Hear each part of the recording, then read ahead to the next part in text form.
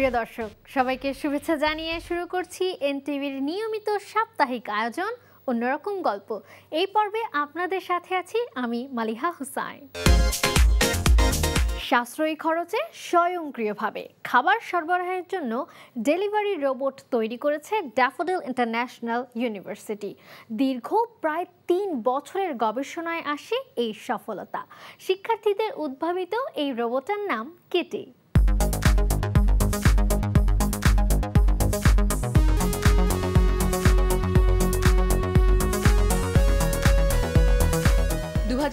সালে ক্যাম্পাস এবং বিশ্ববিদ্যালয়ের আবাসিক এলাকায় দ্রুত সময়ের মধ্যে স্বয়ংক্রিয়ভাবে খাবার সরবরাহের জন্য ডেলিভারি রোবট তৈরির উদ্যোগ নেয় ড্যাফোডিল ইন্টারন্যাশনাল ইউনিভার্সিটির সফটওয়্যার ইঞ্জিনিয়ারিং বিভাগ। দীর্ঘ প্রায় ৩ বছরের গবেষণার পর আসে সফলতা। Thanks Kitty. রোবটের ইনোভেশনের মেইন উদ্দেশ্য হচ্ছে আমাদের ক্যাম্পাসের এক জায়গা থেকে আরেক জায়গায় যেই প্যাকেজ অথবা ফুড ডেলিভারি সিস্টেমটা আছে, তো সেইটা ম্যানুয়াল থেকে আমরা হচ্ছে যে অটোনোমাস মোডে যাতে আমরা করতে পারি। এই রোবটটা আমাদের একটা জায়গা থেকে আরেকটা জায়গায় অটোমেটিক্যালি আমাদের ফুডগুলো সার্ভ করতে পারে। সো এই টেকনোলজিটা খুবই নিউ পৃথিবীতে, বিকজ অফ কোভিডের সময় যখন আমরা দেখতে পাচ্ছিলাম যে মানুষের কন্ট্যাক্ট হইলেই কিন্তু এটা আমাদের কোভিডটা স্প্রেড হচ্ছে। সো কন্ট্যাক্টলেস অপারেশনের জন্য ওয়ার্ল্ড ওয়াইড কিন্তু এই ইনোভেশনটা স্টার্ট হয়। তো সেটাকে মাথায় রেখে আমাদের এই প্রজেক্টটা স্টার্ট করা। সাকসেসফুলি আমাদের এই রোবটটা ড্যাফোডিল ক্যাম্পাসের ভিতরে এক জায়গা থেকে আরেক জায়গায় একা অটোনোমাসলি মুভ করতে পারে এবং প্যাকেজ এক জায়গা থেকে আরেক জায়গায় নিতে পারে।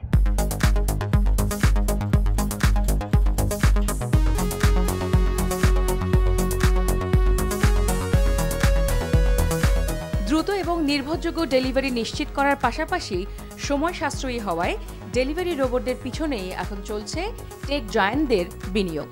নিজের বিশ্ববিদ্যালয়ে তাক লাগানো উদ্ভাবনে স্বভাবতই উচ্ছ্বসিত শিক্ষার্থীরা।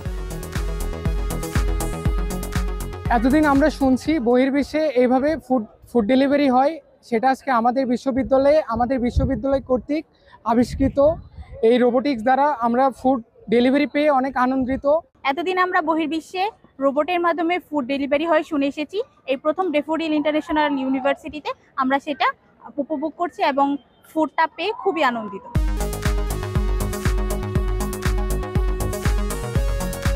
রোবট কিটি পথের মানুষ, গাড়ি এবং অন্যান্য বাধা এড়িয়ে সরাসরি খাবার পৌঁছে দেবে গ্রাহকের কাছে। এই গবেষণার পেটেন্ট নিবন্ধন ও সুরক্ষার উদ্যোগ নিয়েছে বিশ্ববিদ্যালয় কর্তৃপক্ষ। শিক্ষার্থীদের উদ্ভাবিত এই রোবট উদ্বোধন করেন শিল্প মন্ত্রণালয়ের অধীনে পরিচালিত ট্রেডমার্কস অধিদপ্তরের মহাপরিচালক। এটি ড্যাফোডিল ইউনিভার্সিটি প্রথম একটি প্যাটেন্ট পেয়েছে patent design and trademarks directorate থেকে। এটি তাদের মেধার বিকাশ এবং তাদের জীবনের আনন্দ উৎসাহের সাথে শিক্ষা লাভের সুযোগ সৃষ্টি করছে। এজন্য আমার দেশের পক্ষ থেকে, মানুষের পক্ষ থেকে আমার খুবই ভালো লাগছে। আমি এই কর্তৃপক্ষকে ধন্যবাদ জানাচ্ছি এবং আশা করি অন্যান্য যে সমস্ত ইউনিভার্সিটিগুলো আছে তারাও এই ধরনের কাজে এখানে গবেষণা করা এবং গবেষণালব্ধ জ্ঞানকে একটা বাস্তবে রূপ দেওয়া এবং সেই বিষয়গুলোকে সরকারের যে দপ্তর আছে patent design and trademarks directorate, সেখানে এটাকে রেজিস্ট্রি করে নিজের আবিষ্কারের যে সত্য সেটা বজায় রাখা এবং এই বিষয়ে দেশের উন্নতির ক্ষেত্রেও এটি গুরুত্বপূর্ণ ভূমিকা রাখবে।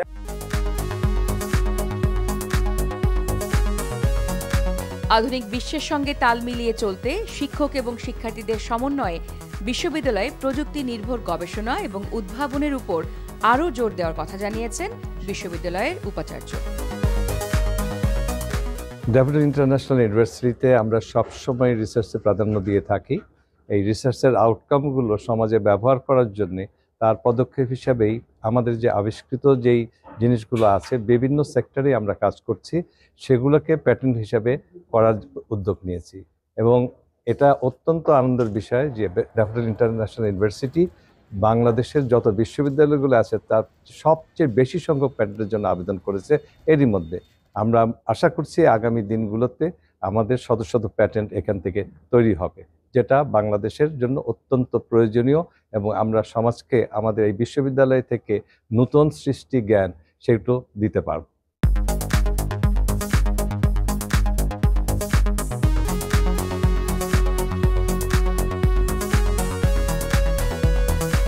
গবেষকরা বলছেন বিশ্বে ডেলিভারি রোবট তৈরিতে কমপক্ষে 20 থেকে 50 লাখ টাকা খরচ হলেও কিটের নির্মাণে ব্যয় হয়েছে মাত্র 10 লাখ টাকা। খাবার ডেলিভারির জন্য আকর্ষণীয় এবং কার্যকর প্রযুক্তির এই রোবটকে আরও উন্নত এবং জনপ্রিয় করতে প্রতিনিয়ত নতুন নতুন ভার্সন আপডেট করার কথা জানিয়েছেন গবেষকরা।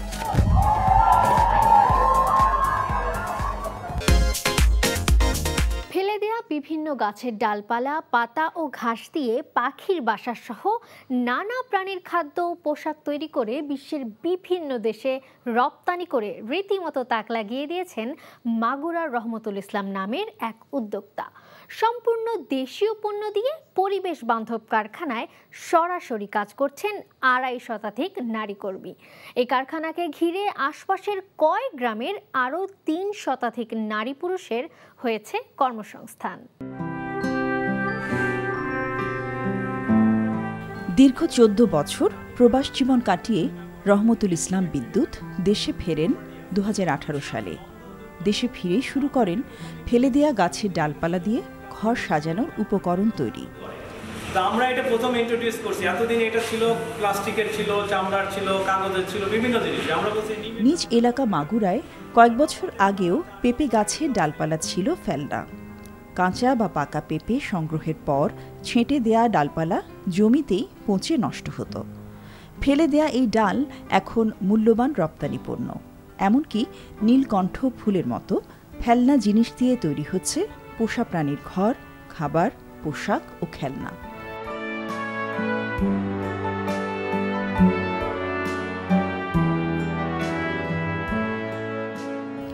নিজের ভেতর যে শিল্পবোধ পুষে রেখেছিলেন ছোটবেলা থেকে, তার প্রকাশ ঘটেছে তার এই কাজের মধ্য দিয়ে। পরে জাপানি স্ত্রী ও কন্যার অনুপ্রেরণায় নিজ এলাকায় 40 বিঘা জমির উপর গড়ে তোলেন পরিবেশ বান্ধব কারখানা। এই কারখানায় প্রশিক্ষণের মাধ্যমে গ্রামের সুবিধাবঞ্চিত নারীরা তৈরি করছেন বিভিন্ন রপ্তানি পণ্য।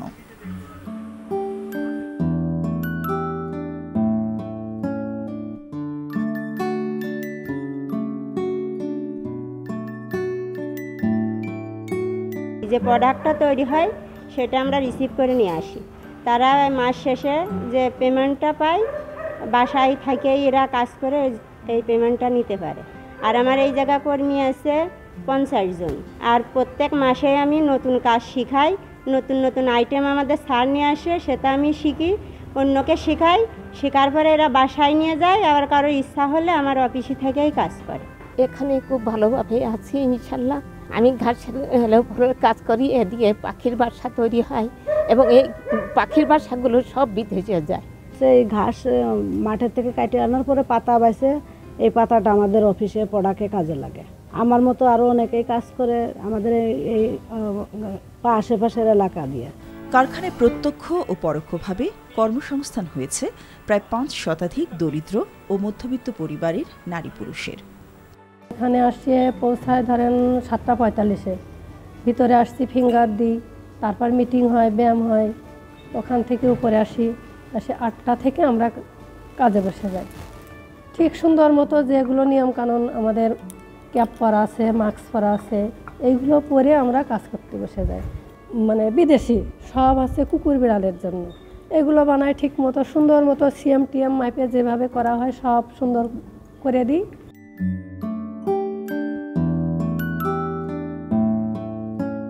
বিড়াল, কুকুর, খরগোশ, সাপ, ইঁদুর, গিরগিটি সহ বিভিন্ন প্রাণীর খাবার, পোশাক, বাসা ও খেলনার মতো প্রায় 350 উপকরণ তৈরি করা হয়, যা 100% প্রকৃতি থেকে প্রাপ্ত উপাদান দিয়ে বানানো। এটার পাখির একটা ঘর, বাট আপনি এটার বৈশিষ্ট্য হচ্ছে টোটালি ন্যাচারালি। আমরা কোনো ন্যাচারাল প্রোডাক্টের বাইরে ব্যবহার করি না। টোটালি ঘাস, এই ঘাসটাও আমরা নিজে চাষ করি, এই পাটের দড়ি আর নিমের ডাল, এর বাইরে আমরা অন্য কিছু ব্যবসা। বাঁশ, তো এটা একটা ঘর, পাখির ঘর। এটা যায় কানাডাতে যায় আর জাপানে যায়। এইটা যায় ফ্লিঞ্চ পাখির একটা ঘর, এটাও বাঁশ দিয়ে তৈরি করি, ইংলিশে লেখা আছে, এটা কানাডাতে যায়, আমেরিকাতে যায়। এর বাইরেও পাখির আরও অনেকগুলো প্রোডাক্ট আছে, এই ঘরগুলোও আছে। তো প্রত্যেকটা প্রোডাক্টের এখানে বৈশিষ্ট্য হচ্ছে আমাদের ঘাসের তৈরি, আমাদের এখানকার মেয়েদের হাতের তৈরি, গ্রামে মেয়েরা তৈরি করে, ছেলেরা মেয়েরা অনেক প্রতিবন্ধী লোকও কাজ করে, তারা বাসায় বসে কাজ করে। 60% তৈরি করে দেয়, বাকিটা আমরা এখানে ফিনিশ করে ড্রাই করে প্যাকেজিং করে তারপরে আমরা এক্সপোর্ট করি। প্রায় 20 একর জমিতে কারখানার পাশাপাশি খাবার ও খেলনা তৈরির কাঁচামালের জন্য ঘাস ও গাছ রোপণ করা হয়েছে। পোষা প্রাণীর পোশাক থেকে শুরু করে খাবার খেলনার বাজার দিন দিন বড় হচ্ছে। কিন্তু এটা এমন একটা সেক্টর, এটা এখনো কেউ তো চেষ্টাও করে নাই, তৈরিও করে না। এটা একটা মেন রিজন। আর একটা রিজন, আমি পার্সোনালি আমার অনেক পেট আছে, আমি নিজেও পশু পাখি এগুলো পছন্দ করি, এটা একটা বড় কারণ। ডিমান্ড তো আমি বললাম বাংলাদেশের লোককে এটা নিয়ে কোনো কাজই করে না। এটার যে ডিমান্ড আছে, it's $1 trillion market. America alone is more than 10 crore কুকুর আছে ওদের। ইউরোপ এগুলো ধরে জাপান টাপান ধরলে আরও 20 কোটি কুকুরই আছে। তো 30 কোটি কুকুরের মানে কাস্টমার আপনার সামনে আছে। তো আমাদের বাংলাদেশে তো এই প্রোডাক্ট কেউ তৈরি করে না। আমাদের প্রোডাক্টটা প্রত্যেকটি প্যাকেজিং থেকে শুরু করে ড্রাইনেস থেকে শুরু থেকে ডিজাইন থেকে শুরু করে প্রত্যেকটা আমরা ওয়ার্ল্ড মার্কেটে প্রতিযোগিতায় টিকতে পারি সেইভাবে আমরা তৈরি করি। আমরা আমাদের দারিদ্রটা বিক্রি করি না, আমরা আমাদের স্কিল বিক্রি করি। তৈরি পোশাকের বাইরে এই খাতে নজর দেয়া গেলে বিপুল পরিমাণ বৈদেশিক মুদ্রা আসবে। বিয়ে মানব জীবনের এক অত্যাবশ্যকীয় পরিণতি। বিয়ের স্থান কাল পাত্র নিয়ে রয়েছে নানা ঘটনা। 2003 সালের 10 আগস্ট রাশিয়ার নভোচারী ইউরি মেলানচেঙ্কো বিয়ে করেছিলেন মহাকাশে, আর কনে একাতেরিনা দিমিত্রিভ ছিলেন টেক্সাসের হিউস্টনে নাসার জনসন স্পেস সেন্টারে। আর লাইভ ভিডিও স্ট্রিমিংয়ে সম্পন্ন হয় সকল আনুষ্ঠানিকতা। এই বিয়েই প্রথম মহাকাশ বিয়ে। এদিকে ভারতের হিমাচলে হত্তি গোষ্ঠীর শত বছরের প্রাচীন রীতি অনুসারে পারিবারিক সম্মতিতে বিয়ে করেছে দুই ভাই সুনিতা নামের এক তরুণীকে। বিশ্বের বিভিন্ন জায়গায় ঘটে যাওয়া এমন চমকপ্রদ ঘটনা নিয়ে রয়েছে একটি প্রতিবেদন। রাশিয়ার নভোচারী ইউরি মেলানচেঙ্কো বিয়ে করেছিলেন মহাকাশে। আন্তর্জাতিক মহাকাশ স্টেশন থেকে লাইভ ভিডিওর মাধ্যমে বিয়ের আনুষ্ঠানিকতা সম্পন্ন করছিলেন ইউরি। রাশিয়ান বংশোদ্ভূত যুক্তরাষ্ট্র প্রবাসী কনে একাতেরিনা দিমিত্রিভ অবস্থান করছিলেন টেক্সাসের হিউস্টনে নাসার জনসন স্পেস সেন্টারে। 2003 সালের 10 আগস্ট হওয়া এই বিয়েকে পৃথিবীর প্রথম মহাকাশ বিয়ে বলা হয়।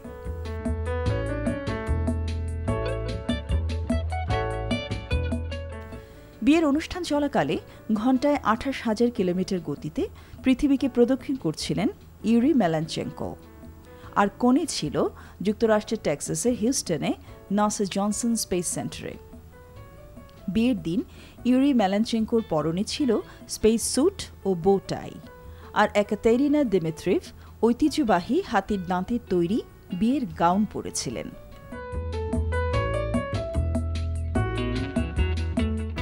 কাজের সুবাদেই পরিচয় হয় দুজনের।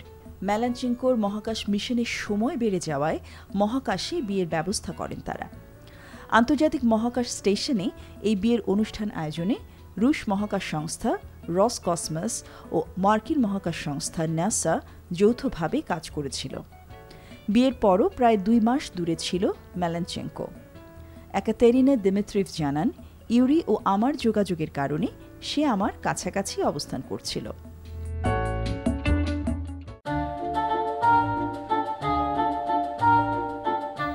ভারতের হিমাচলে হট্টি গোষ্ঠীর শত বছরের প্রাচীন রীতি অনুসারে প্রদীপ ও কপিল নামে 2 ভাই এক তরুণীকে বিয়ে করে।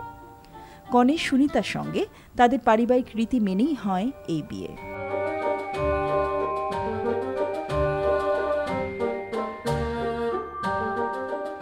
হিমাচল প্রদেশের শিল্লাই এলাকার ঠিন্ডো পরিবারের নেগি ভাইয়েরা ঐতিহ্যবাহী বহুপতিত্বের জরিদার প্রথা অনুযায়ী কুনহাট গ্রামের সুনিতা চৌহানকে বিয়ে করে।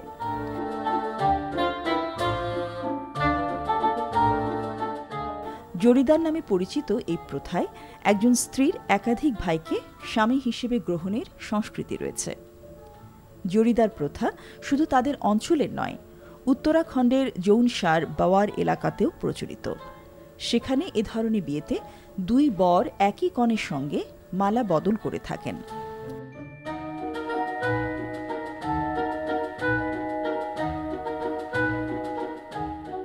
পাত্রপক্ষ জানায় তাদের বিয়ে সম্পূর্ণ স্বেচ্ছায় হয়েছে, জোরপূর্বক নয়।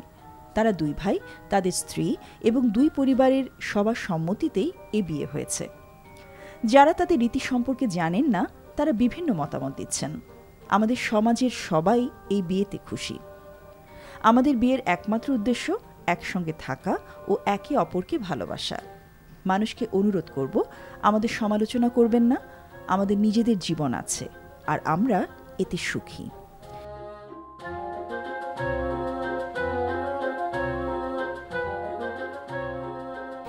এই দুই ভাইয়ের বিয়ের অনুষ্ঠান হয়েছে শিল্লাই গ্রামের শিরমৌর জেলার ট্রান্সগিরি এলাকায়।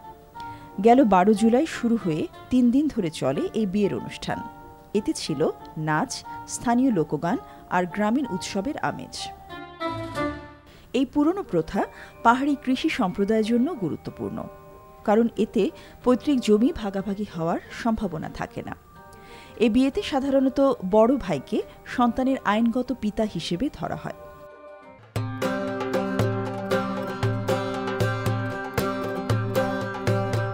ভারতের নানা শহরে গড়ে উঠছে গার্বেজ ক্যাফে। প্লাস্টিক বর্জ্য দিয়ে পাওয়া যাবে খাবার। ক্ষুধার বিরুদ্ধে লড়াইয়ে আসলে কতটা কার্যকর হতে পারে এ উদ্যোগ, ছত্তিশগড় রাজ্যের অম্বিকাপুর পৌর কর্পোরেশনে চালু করে এমন কার্যক্রম। প্রতিদিন অম্বিকাপুরের পৌর কর্পোরেশনের ক্যাফেতে আসেন অনেক ক্ষুধার্ত মানুষ, কিন্তু এখানে খাবারের দাম মেটানো হয় প্লাস্টিকের পুরনো ব্যাগ, খাবারের মোড়ক বা পানির বোতল দিয়ে। পাওয়া যায় গরম ভাত, রুটি।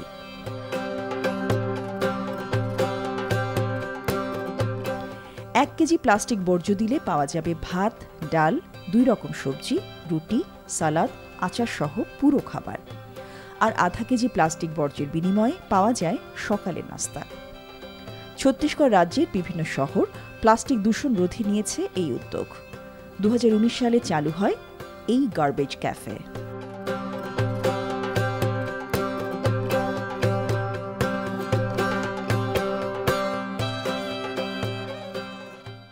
চলে এলাম একদম শেষে। দেশ বিদেশের বিস্ময়কর ও মজার সব খবর নিয়ে দেখা হবে আবারও।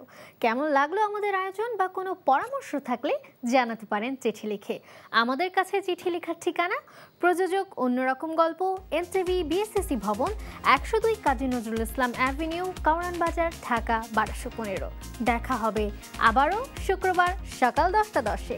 সেই পর্যন্ত ভালো থাকুন, সুস্থ থাকুন ও নিরাপদে থাকুন।